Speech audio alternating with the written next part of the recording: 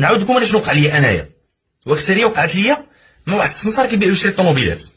واحد السمسار كيبيع هذه اللي وقعت لي انا راه خفيفه ما عندها حتى علاقه، غير هو باش الانسان يفهم بان حيت انت كتصغر داك السيد اللي قدامك وفين يقدر يوصل، راه يقدر يدير شي حوايج اللي ما تعاوبش على البال واخا هو بالنسبه لك انت والو.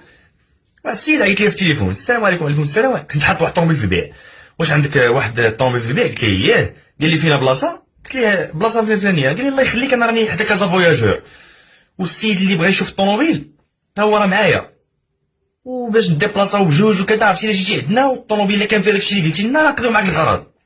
انا على نيتي قلت ليه واخا انا جاي عندك، وديبلاسيت من سيدي معروف حتى لكازا فواياجور. لقيت السيد، السلام عليكم. وعليكم السلام، بخير هنيا كذا ما كذا. كاين فين هو السيد اللي قلتي باغي يشوفها؟ قال لي ودي راه مشى عنده واحد الغرض مهم، ولكن ماشي مشكل نمشيو نخلطوا عليه.